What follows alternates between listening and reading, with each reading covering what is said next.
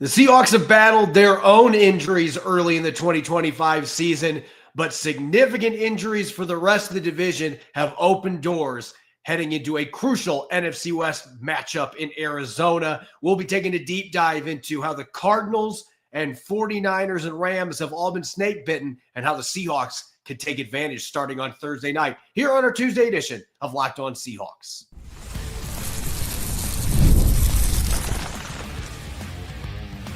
You are Locked On Seahawks, your daily Seattle Seahawks podcast, part of the Locked On Podcast Network, your team every day.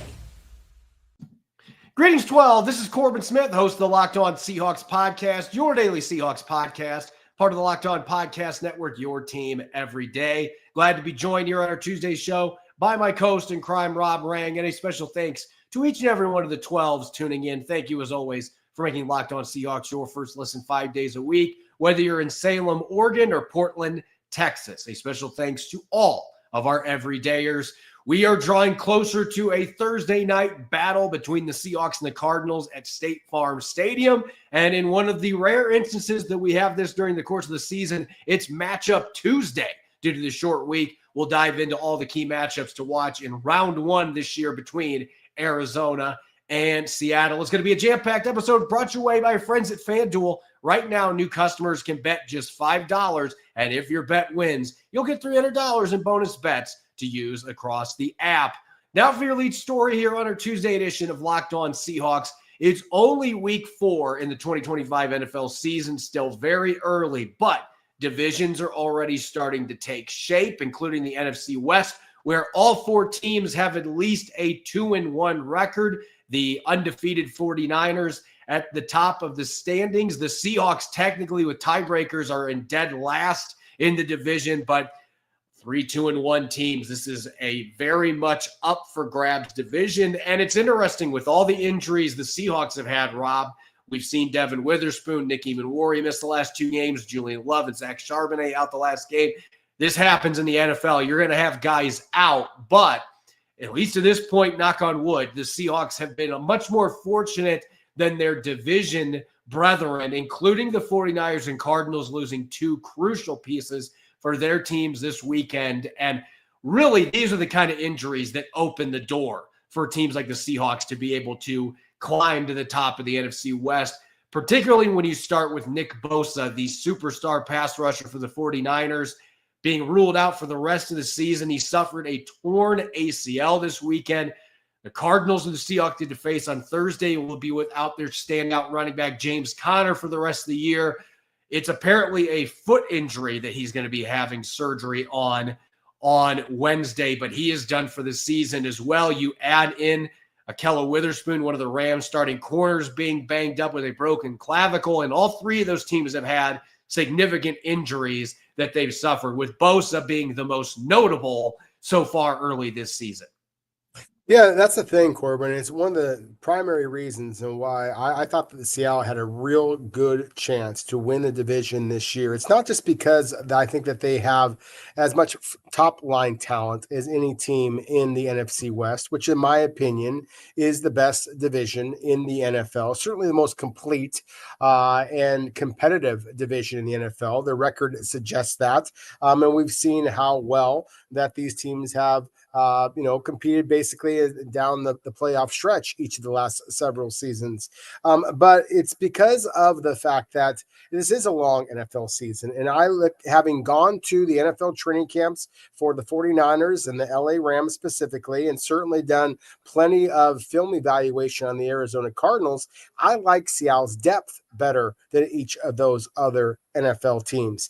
Obviously, the 49ers were able to eke out a victory against the Seahawks in week 1, but as we talked about in the build-up and post-game conversations with that 49ers-Seahawks game, the 49ers have a lot of top-line talent, but the depth behind them is lacking. And so losing a Nick Bosa, for the entire season, losing a George Kittle for the first essentially third of the season, losing Brock Purdy for the first two of the first 3 games so far this season. Look, give the 49ers all the credit in the world. Obviously, they're undefeated at this point, but frankly, I think the Seahawks are in a better position than the 49ers are when you look at the long-term effects of this team. And the other team that I think is the legitimate contender for the division, because I think the Cardinals are a good team. I would be stunned if the Cardinals wind up being the division champion. But I do think the Los Angeles Rams are obviously a very, very good football team. At the same time, you mentioned the injury to Ahkello Witherspoon. I think that also that the back injury for Matthew Stafford continues to be a weekly conversation point. And so I do think that this Los Angeles Rams team has a quality backup in Jimmy Garoppolo. But at the same time, I don't think that they are a legitimate Super Bowl contender, at least not in my opinion, without Matthew Stafford. And whereas I think that the Seahawks, we'll see. This is, of course, going up in Glendale, where the Seahawks have unfortunately suffered all kinds of catastrophic injuries in the past.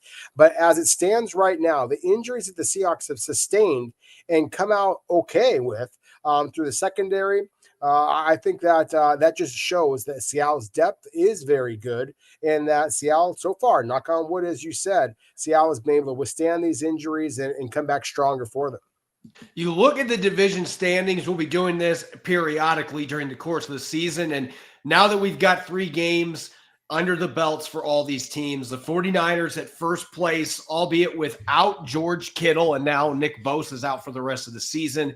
Brandon Ayuk still not back yet from his knee injury. So San Francisco, they've got some legitimate injury concerns that they are dealing with there, but they're 3-0. They get to go against the Jaguars at home this week. Right now, 83% playoff odds, according to ESPN. Yes, we're already talking playoffs here in September. The Rams at 2-1. They had that heartbreaker this past weekend against the Philadelphia Eagles. They were up 26-7, ended up losing that game. The defending champions, showing you why they won the Super Bowl last year. They find ways to win games. So that was a tough one for the Rams to deal with, but they're still in good shape at 2-1.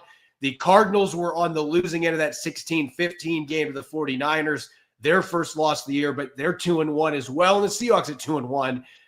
This division has beat up on the Saints. 3 of these teams have beat New Orleans here in the first 3 weeks. So that is worth noting. But still, this is a division top to bottom. Everybody's got at least 2 victories. And it's been as good of a division as you're going to find in the NFL so far. So if you're looking at the Seahawks saying 40% playoff odds, oh no, like it's week 4. This is a crucial game, though, coming up on Thursday night. And I think the fact that you've had some of these injuries, James Conner's not going to be out there for the Cardinals. He's kind of been the life of the Cardinals offense. He has been the heartbeat of that Cardinals offense the last couple of years when he's been healthy. Not having him the rest of the year, that is going to be a significant blow to Arizona's offense in general and their identity that they have as a running football team. That is going to be something that's going to be tough for them to overcome. But the Seahawks got to go there on the road. These are the types of games you got to find a way to win, especially with some of the injuries that have happened in the division.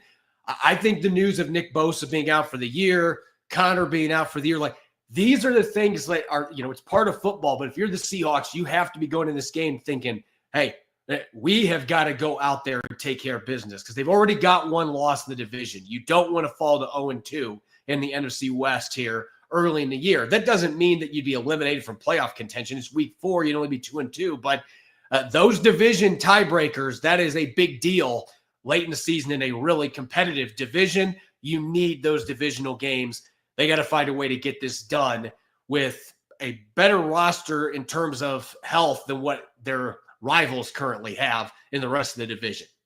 Oh, no question about it. This is a critical game. The Seahawks losing that opener to the division rival 49ers has put them in a position where I don't want to say that any game in September is must win, but from a tiebreaker perspective, Corbin, it absolutely is a must win. I mean, look, just think back to last year. I mean, the Seahawks lost out on the divisional championship and, of course, the playoff spot due to the 5th tiebreaker to the Los Angeles Rams after splitting the series with them. And so again, I think that this is a game that the Seahawks have got to emerge from Glendale, Arizona with the victory, just because of the fact that they have to be able to, to be even in division at the end of September. Otherwise, you're basically going to be, scratching and clawing your way from a deficit the whole rest of the season. And I just don't think that is a position that the Seahawks are going to, be able to feel very good about. They're going to have to hope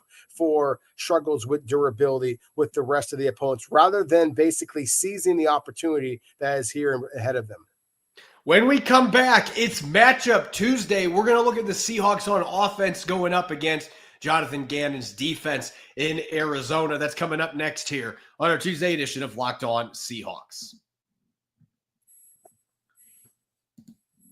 Caffeine just got a flavor upgrade. 5-Hour Energy shots deliver tasty caffeine in 17 bold flavors, each 2-ounce shot packs the caffeine of a premium 12-ounce cup of coffee, plus B vitamins and nutrients with 0 sugar and 0 crashes. What I love most is how portable they are. Big taste, tiny shot. You can take it anywhere and get that boost when you need it. I always reach for my favorite flavor, Hawaiian Breeze, because it's refreshing and gives me that quick lift before a busy day podcasting and writing. Honestly, I love how fast it kicks in to get me rolling for the day. And the fact it's sugar-free, so I don't have to worry about crashing later. Enough with boring, flavorless caffeine. It's time to give your caffeine a flavor upgrade with 5-Hour Energy shots. Get the favorites you love or be bold and try something new in store and online at 5hourenergy.com or Amazon today. Welcome back to the Tuesday edition of Locked On Seahawks. I'm your host, Corbin Smith. Glad to be joined, as always, by my co-host in crime, Rob Rang. And a special thanks to each and every one of the 12s tuning in. Thank you, as always, for making Locked On Seahawks your first listen 5 days a week. We greatly appreciate it. NFC West matchup number 2 for the Seahawks coming up. Their first of 2 meetings against the Cardinals. Thursday night football, State Farm Stadium, as we just talked about, a crucial game for both teams. Arizona doesn't want to drop 2 straight division games, neither does Seattle, but somebody is going to in this game. The Seahawks are hoping that they're going to make it the Cardinals in this contest. And with that being said, it's Matchup Tuesday. Have to work a little bit condensed schedule because of the game coming up on Thursday. Rob, let's start with the Seahawks on offense against the Cardinals on defense. And it's interesting. I think about in the past when we've talked about these two teams playing, so much of the discussion has been about Geno Smith going up against Budda Baker in the past, that QB safety matchup. Even back when Russell Wilson was here, those two going against each other. But this matchup in particular with the way that the Cardinals have reinforced their defensive line, both in the draft and in free agency, the Seahawks will not see their first-round pick this season out of Ole Miss. Walter, they won't see him tonight. They might see him in the second matchup, but they won't see Walter Nolan in this game. But still, the Cardinals added a lot of pieces, and in particular, off the edge, Josh Sweat has been an impact player for them coming over from the Philadelphia Eagles, where he won a Super Bowl last year. Abraham Lucas and Charles Cross, they are going to be tested by Sweat and the rest of this edge group. Even though the Cardinals are far from full strength there, they've had some injuries in that position, but they've gotten really good production from Josh Sweat in particular, and got to keep those pesky edge rushers away from Sam Darnold on the road to have a shot in this one. Yeah, the thing is, the Cardinals have 5 sacks through the first 3 games so far this season, Corbin, but I don't think that those 5 sacks really illustrate how effective the Cardinals pass rush has become. I've often, and maybe it's just the chubby guy in me that likes to use the Baskin-Robbins kind of analogy to describe whether it be different receiving cores or, in this case, pass rushers. I've often used it to describe the Seahawks, but I'm going to use it here for Jonathan Gannon's group of edge rushers that he has. You mentioned Josh Sweat, and he's absolutely terrific. Baron Browning on the opposite side is completely different size and frame. So whereas Sweat is 6'5", 265 pounds, very long-limbed kind of a guy, uses his speed, uses his length to be able to create edge rushing opportunities. Baron Browning is 6'3", 245 pounds, is much more compact and yet also very effective off of the edge. They have their former first-round selection, Zaven Collins, who's 6'4", 255 pounds. And then Jordan Birch, a 6'4", 250 pounder from Oregon, who looks like an absolute Greek god as a rookie in terms of just his physical potential. And so the fact that he is going to be basically their number 4 pass rusher, it puts him in a great position to be very successful, because he's not going to get the double team blocks that he may have received a little bit while he is at Oregon. So again, I think that the Cardinals are going to basically have a pass rush very similar to what the Seahawks have. Not any one particular guy who is completely dominant, but they're going to come in waves. And I think that everybody out there is still very concerned about how does Sam Darnold perform if he continues to get hit. Now, we have seen great success so far early in the season, but this is another huge opportunity for Seattle to prove that he is able to withstand pressure, and a great opportunity for Seattle's offensive tackles to prove, as I believe, that they are one of the best tackle tandems in all of the NFL. And inside, I think that this is a matchup. And again, we've always typically, when these teams have gotten together, there's been so much talk about the linebackers, the safeties. We'll talk corners in a second, but this feels more like a trench-heavy matchup in terms of what the Seahawks are going to have to be able to do. And part of that is because the Cardinals brought back Calais Campbell this offseason. And I know he has been in the league. I feel like he's been in the league since I was in diapers. Like, the guy's been around forever. And yet at 39 years young, he is still playing at a very high level. This guy has 11 tackles, a couple sacks. He's got 5 quarterback hits already. Calais Campbell is still a major problem on the inside. He can play big end as well. And then they have Darius Robinson, who was their first rounder 2 years ago. His injury riddled rookie season. Seattle didn't really get to see him last year, but now he's taken on a much bigger role. Those two they're hoping to pair with Walter Nolan. We won't see all 3 of those guys on Thursday night, but Calais Campbell has caused a lot of problems for all 3 opponents that the Cardinals have had so far. He had that huge safety that he forced in that game on Sunday against the 49ers that San Francisco ended up finding a way to overcome and get a game-winning field goal at the final seconds of regulation. But Campbell is still a menace from the inside. Darius Robinson has the athletic twitch to be a real problem in the pass rushing game, playing inside and out. The Cardinals don't have as much girth as they've had inside with guys like Roy Lopez leaving free agency, but they're more athletic, and they've got game wreckers in the interior. So this is going to be a big game. And I'm looking from a run blocking standpoint too. The Cardinals' run defense has been really solid the first 3 weeks. And a big part of that is because Calais Campbell, Darius Robinson, the play of their guys the inside against the run. Gray Zabel, Anthony Bradford have to play a lot better than they did Sunday against the Saints, or it's going to be tough sled moving the football on Thursday night.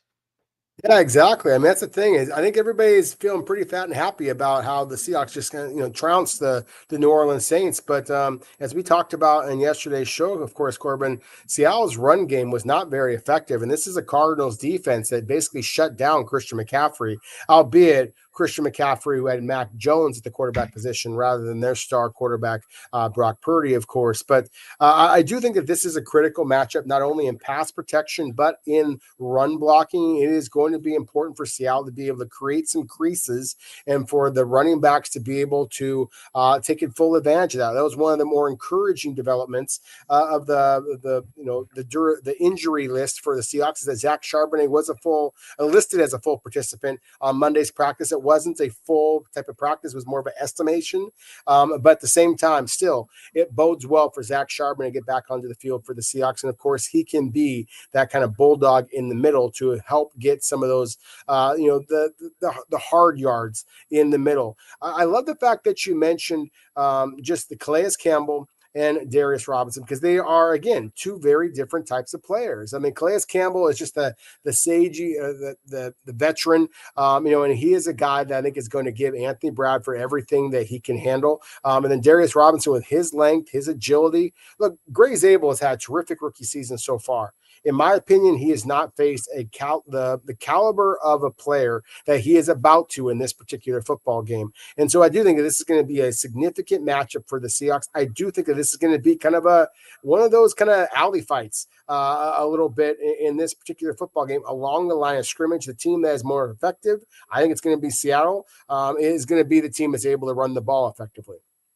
Let's go to the outside real quick. And if the Cardinals are at full strength, I think that this is going to be a really fun one with the way that Max Melton has played this year. Will Johnson, the rookie out of Michigan, played really well the first couple games, got banged up, did not play in San Francisco, and he was out again, estimated, on Monday. So we may not see the rookie out of Michigan in this game. If Will Johnson is not able to play, that is a significant loss for the Cardinals in their cornerback group. They have two really good safeties, which helps take away the deep ball. They have been one of the best deep ball eliminating pass defenses in the NFL. Budda Baker has always been a big part of that, and he can also come up into the box. But I'm looking at the outside, and Max Melton, not a necessarily big guy. I'm wondering how he stacks up going against somebody like a Torrey Horton, who has a significant size advantage and is around similar speed in terms of burst.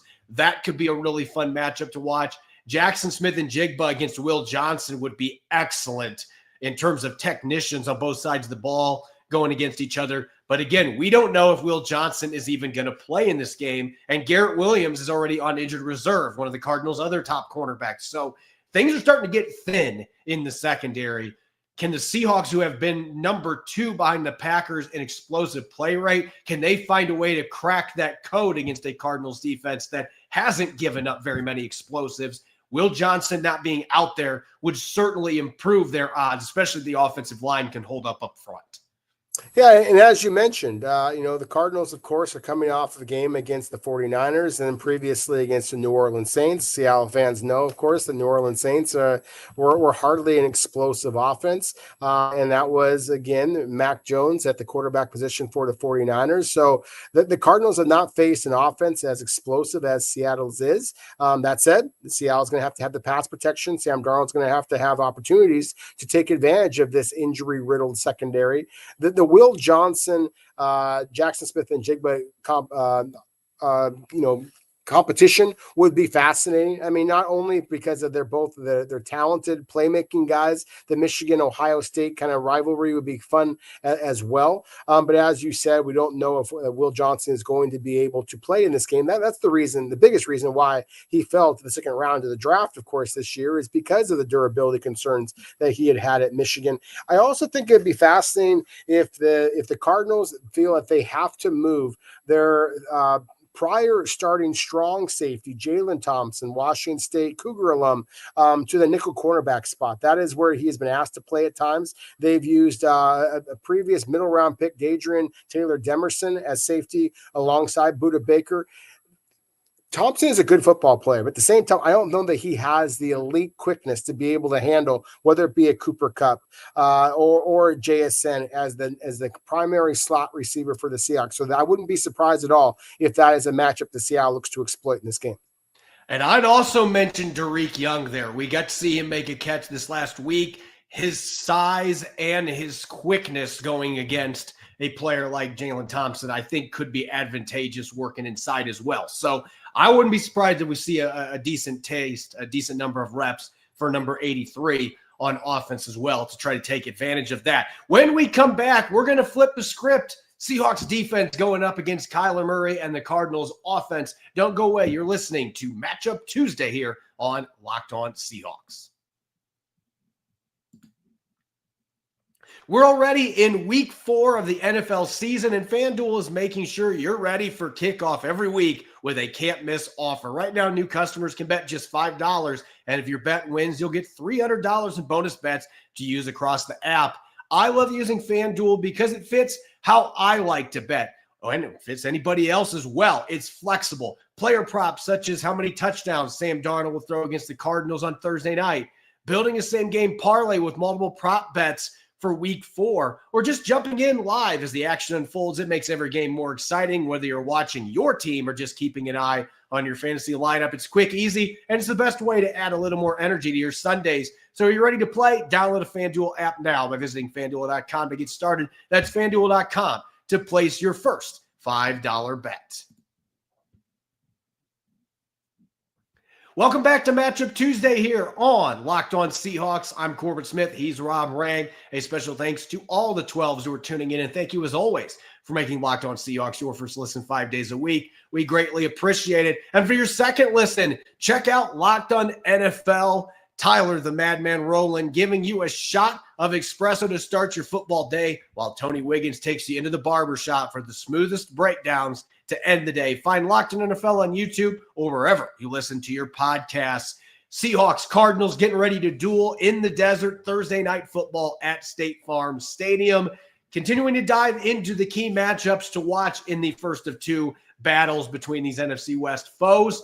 Let's talk Seahawks defense going up against the Cardinals offense. And a lot of familiarity here. We've mentioned this. The Cardinals this offseason didn't make a lot of moves to really upgrade their offense. It was a defense prioritized offseason, but you've still got your franchise quarterback in Kyler Murray.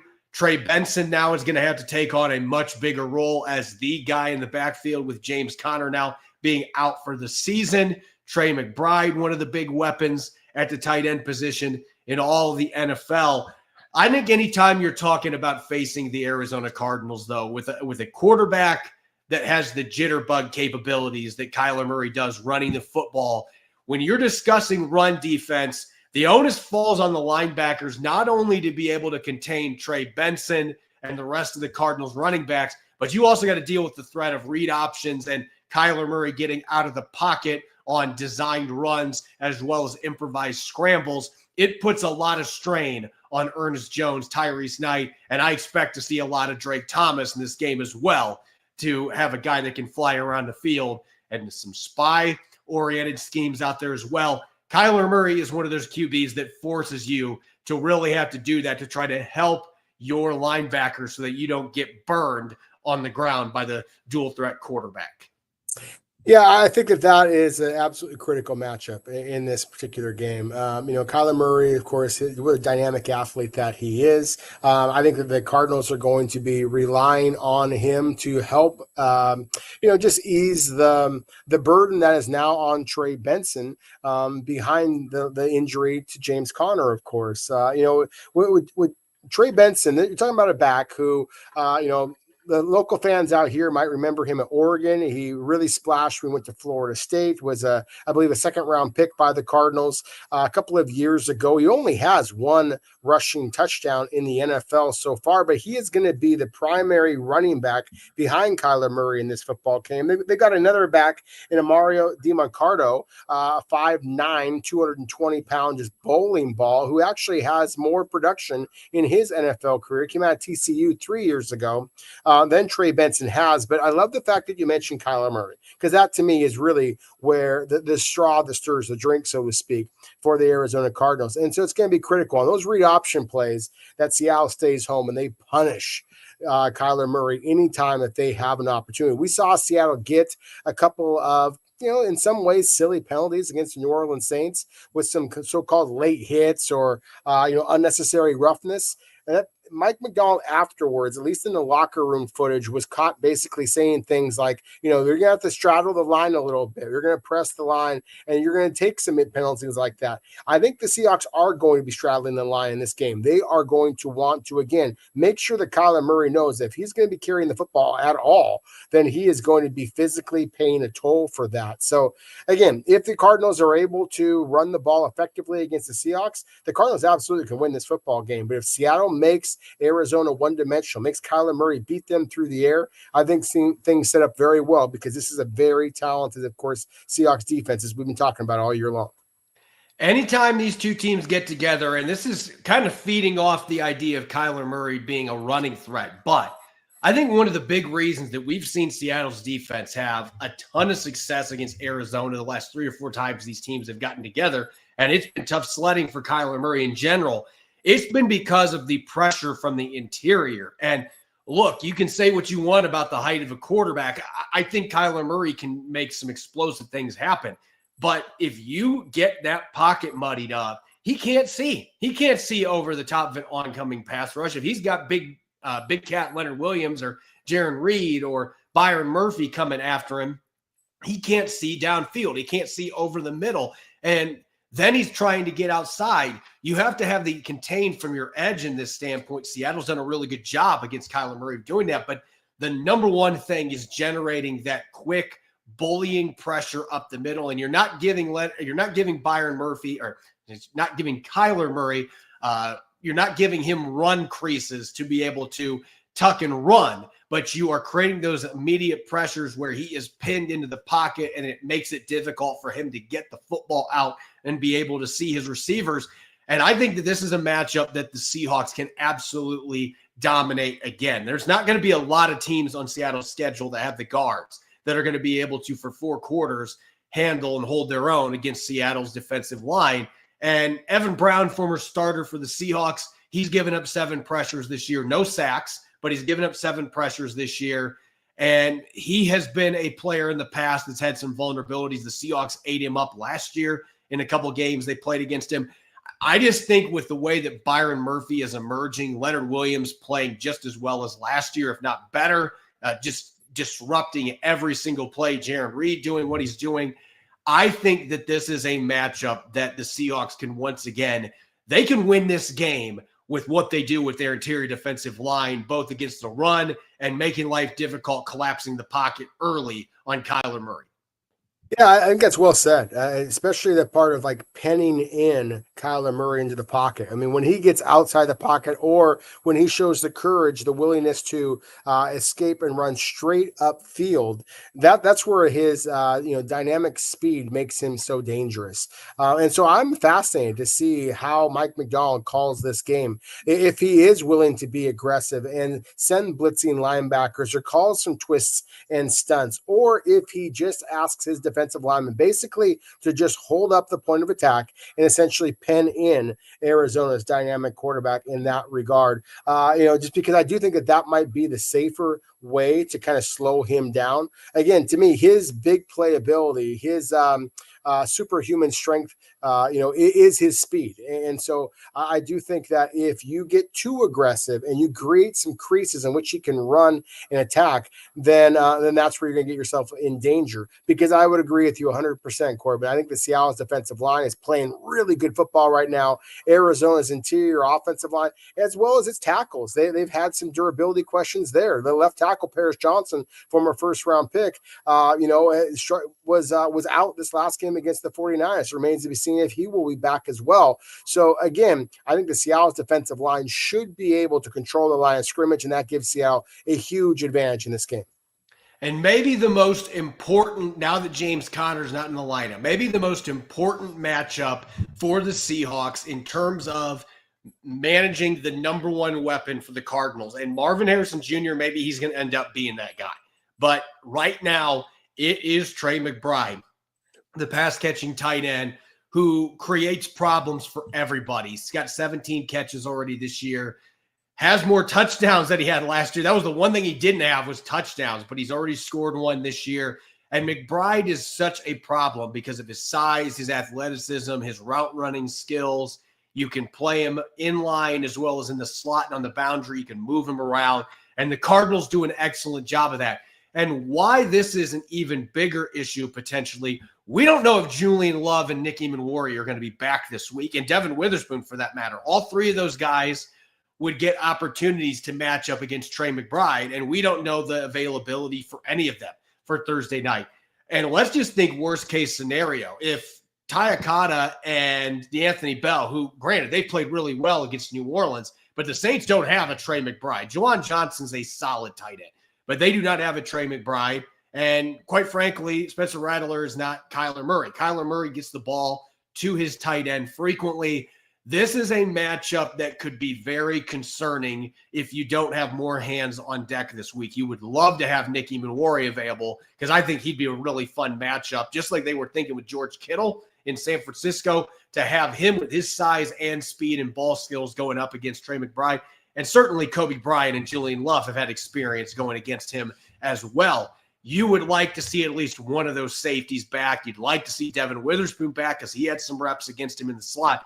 You want to have all hands on deck because this is one of the tight ends in the NFC that can single-handedly cause problems moving the chains against the Seahawks defense. Oh, no question about it. It's similar to the potential matchup that we talked about before with the Seahawks JSN against Will Johnson, former Ohio State, Michigan matchup would be fascinating just from a style and a college background perspective.